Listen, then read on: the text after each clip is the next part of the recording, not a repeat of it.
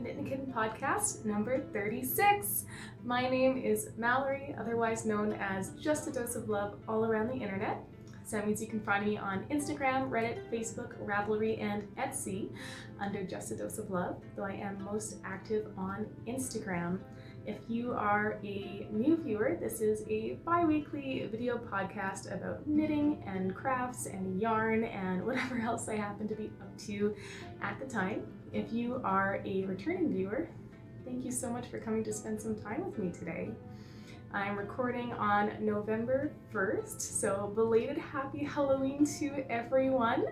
And I'm recording in Edmonton, where I live with Chris and Sasika and a snake named Heidi.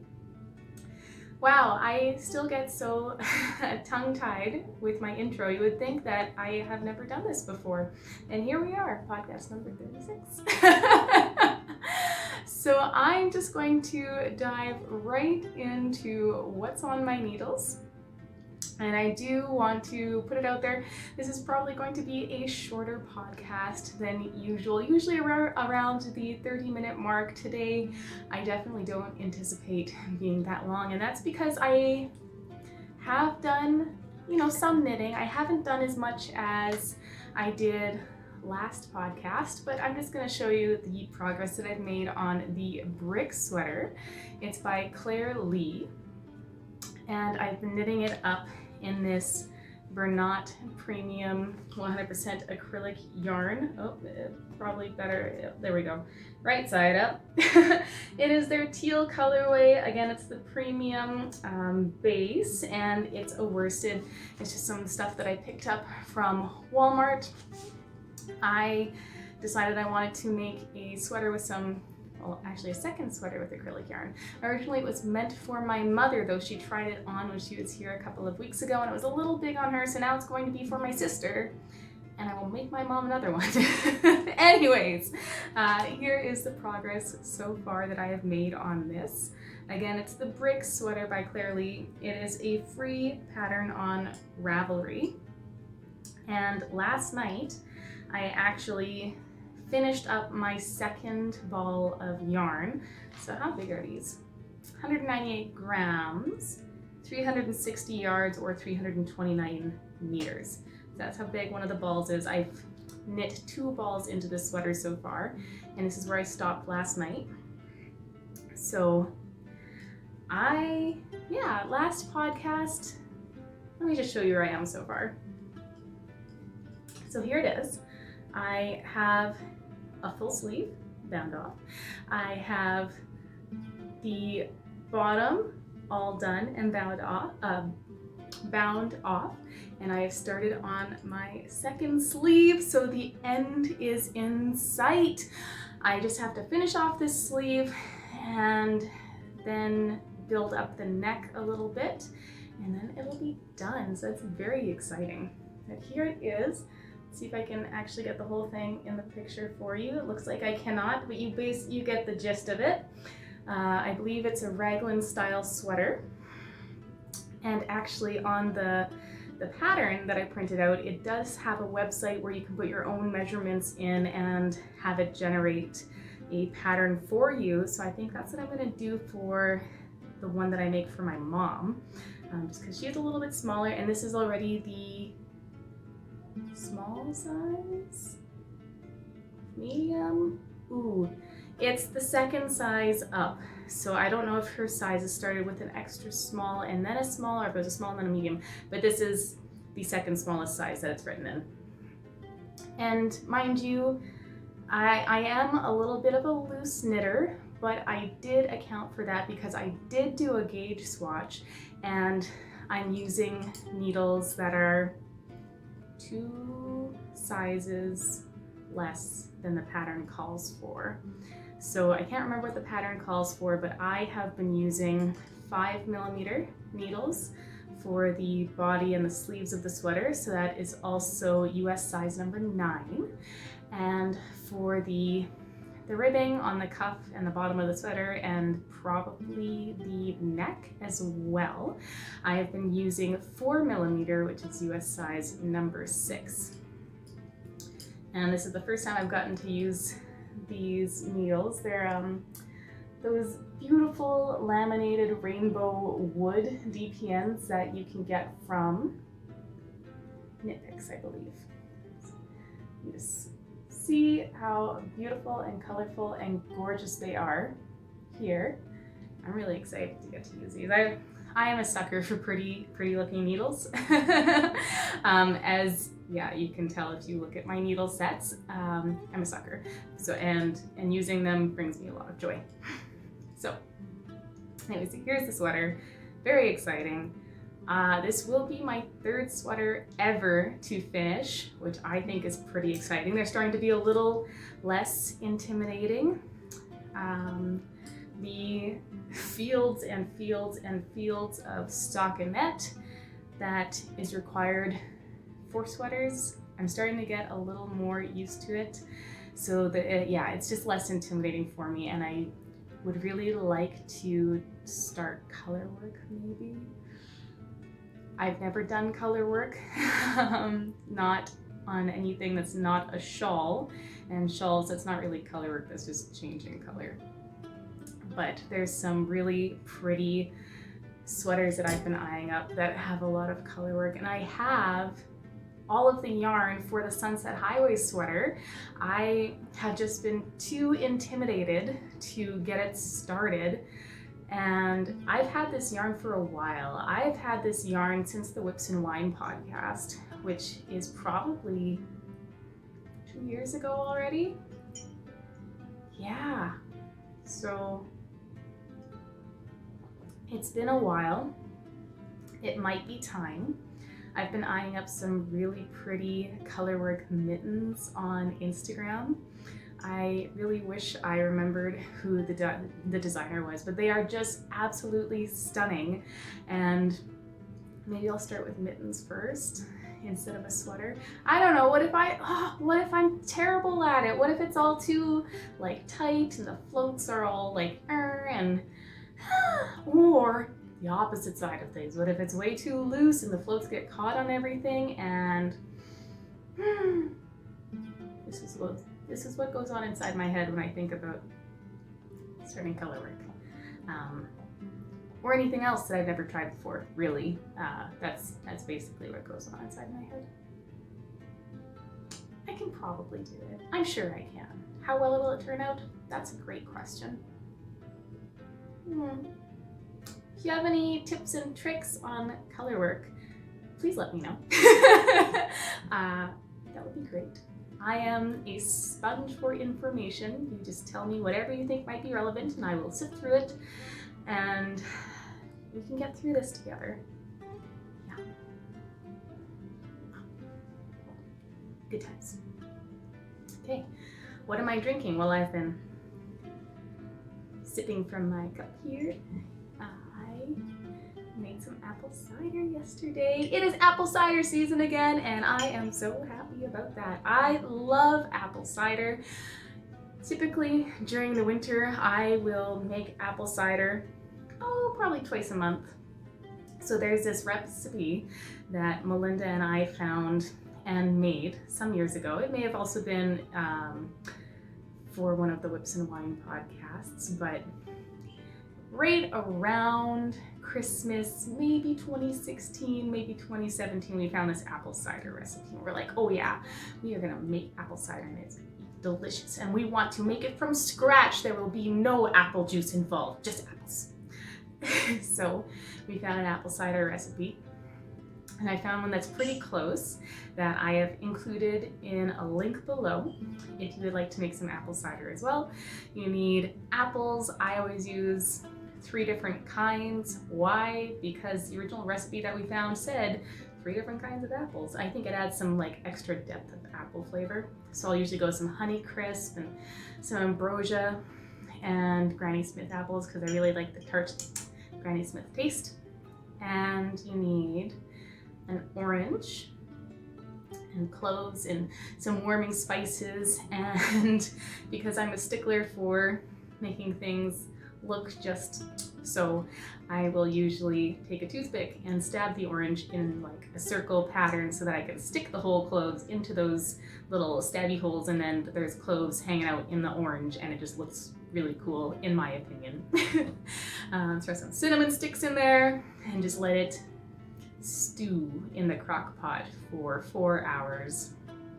And then you can just keep it on warm all night. It's kind of a pain in the butt to strain all the apple bits out after you mush it, but totally worth it in my opinion. Absolutely worth it. And it usually doesn't make it to the point where we need to put it in the fridge, but you can keep it in the fridge for a couple days. Typically, I'll make it on like a Friday night or Saturday, let it do its thing until it's ready, sift the apples out if I'm feeling really ambitious. If not, then I just kind of strain through it as I'm filling up my cup every time. We'll keep it in the crock pot and just let it sit on warm. So it's warm and you have just warm, fresh apple cider all weekend, and then it's, yeah. And of course, if you like applesauce, then you basically have cinnamon applesauce that you can make things with afterwards.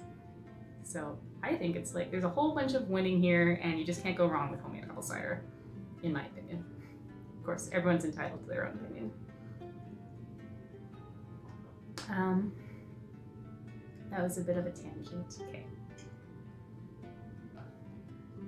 What's off my needles? I have finished a project.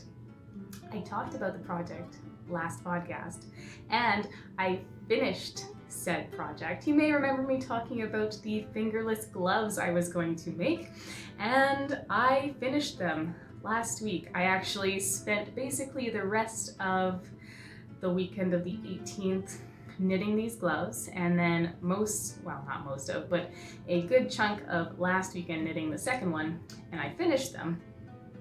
So here is one of them.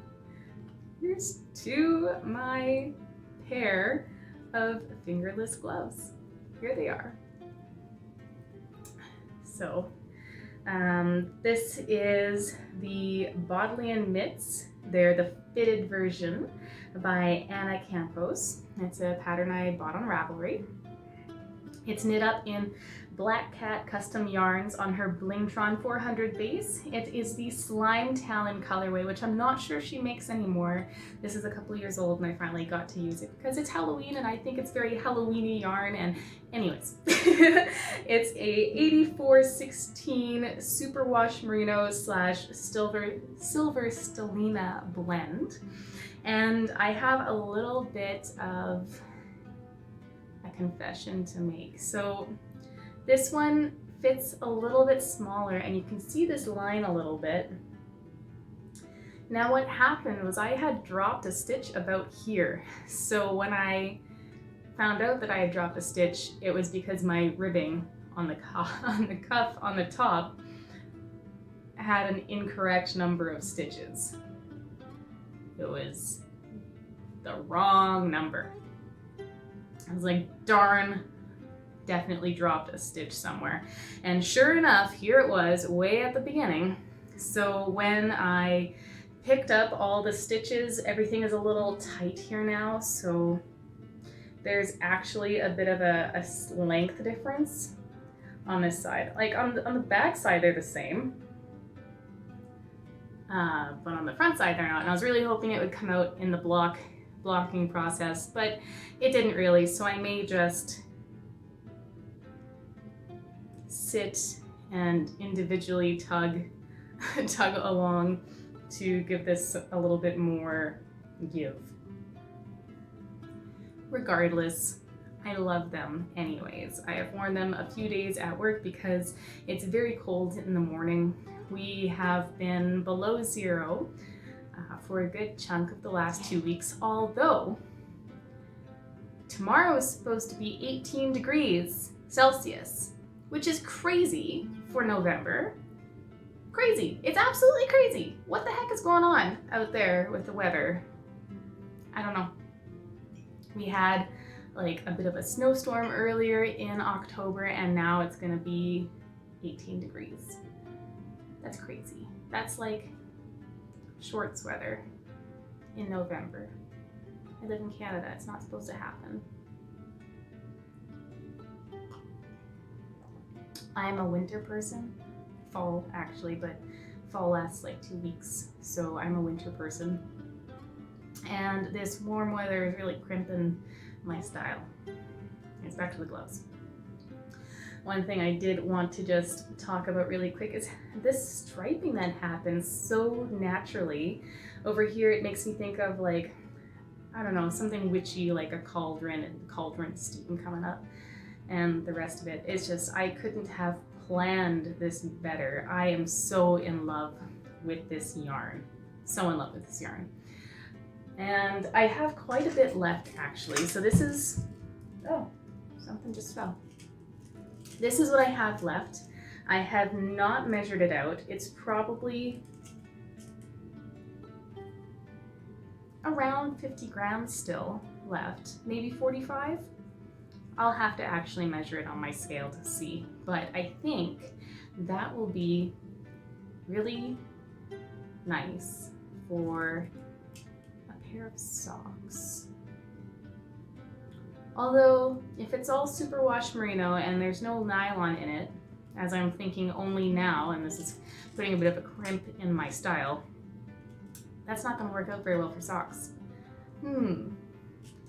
Maybe I can use this yarn for my first foray into colorwork gloves. It's pretty busy though for gloves. Maybe if it was paired with a solid. I'm gonna have to think on this a little bit. I had a plan and now this plan has just kind of gone out the window with the lack of nylon. So, thoughts, opinions? I'm thinking some colorwork gloves. I'll have to do some searching for a nice pattern that'll go really well with.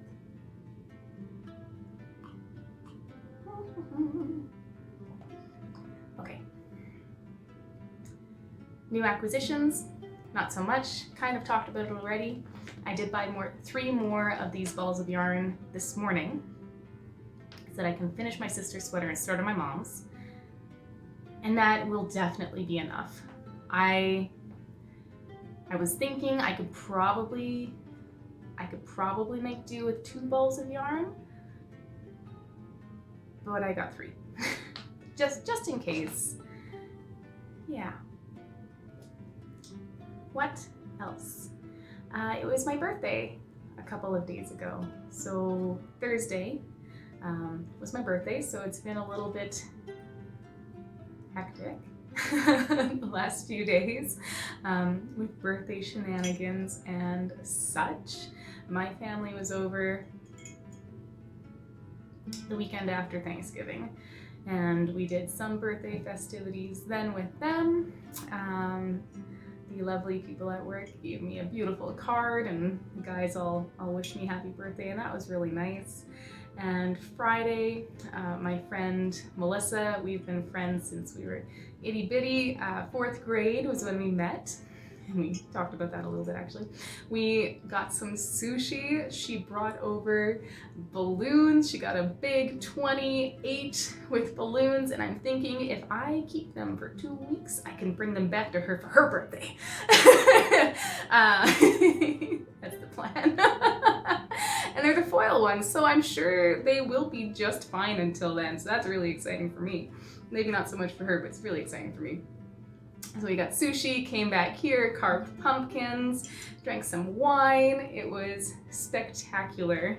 It was absolutely spectacular. Saw my friend Max yesterday. We also got sushi. I really love sushi. I'm not sure if you could tell. I love sushi, so got some sushi.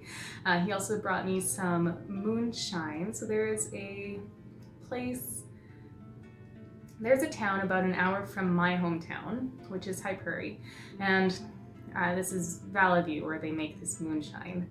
And he and I had tried some a couple months ago when we were painting some of the rooms in his house. and he had brought me some yesterday. He got me the salted caramel moonshine and the spiced apple pie moonshine, which goes really well with cider, by the way, but it is absolutely delicious, and I wish I had it so I could show you, because I don't know what the brand is or anything like that other than it's made in Ravelry and it's delicious. So there's that. What else? Ooh, I did finally decide on what thread I'm going to be using for the warp for the shawl that I'm going to be making my sister for Christmas. And that was what fell on the floor earlier, so just give me a second here. So here it is. This was some yarn that I had dyed up probably 2016, so it's been a while. It's just this nice light blue, very soft, and as far as I am aware, my sister's favorite color has always been blue.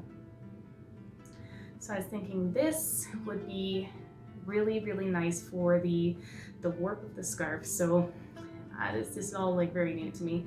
The warp is the long, like lengthwise when you're looming or weaving, I suppose.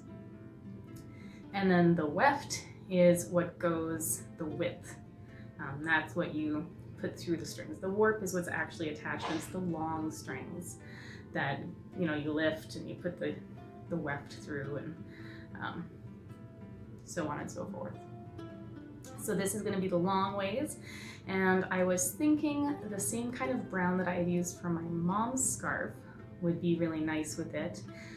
But I'm also thinking that this black might be really nice with it, like just a nice contrast. So we can get this to focus. The problem that I ran into when I was making my mother's originally was I had dyed some pink yarn and I was using the orange, and the colors were too similar, so you couldn't tell, you couldn't really make out the pattern. That's why I'm thinking these two very, very contrasting colors would be good. This black, it is one of the Knit Picks Chroma fingering weight yarns. I had used it in one of my shawls. It is a pain to knit with. I always thought that people were being a little dramatic when they were talking about how hard it is to knit with black yarn, and let me tell you, they were not being dramatic. It's actually just hard to knit with, which it's really pretty. It's very pretty when it's knit up, but you can't really see the stitch definition. So this might actually be really, really good for using on the loom, especially for the contrast. So I think that's what I'm gonna do, and I'm just hoping that there's enough of this. Although if there's not, I know I can get more from Knit Picks, and it will be here in a timely manner. So I don't really have to worry too much about the color matching. That'll be good. Anyways, that is about it for what's up, what's new, what's been happening. And I had all these things to show you. I was going to talk about different color options for contrasting heels and toes for socks with this. So I have my jars of yarn, but since it's not going to work out as socks, I guess I could use those for like contrasting color. I'll have to see. This is going to take more planning than I had anticipated. But that's okay. Yeah, and that's about it. I guess I'm gonna cut it here. So thank you guys for coming to spend the last half-ish hour with me. I hope you enjoyed it. I know I sure did. If you would like to see more, please hit the subscribe button down below, and the little bell icon will give you notifications when new episodes are out. And if you could also throw me a thumbs up, that would be very appreciated. Yeah, thank you so much for coming to spend some time with me. I hope you have an absolutely spectacular start to your November. I hope you had so much fun on Halloween yesterday, doing whatever it was you did, however it was you celebrated. I hope you had a magical time. And I will see you again in 2 weeks. Stay safe and warm and happy and healthy, and I will see you then.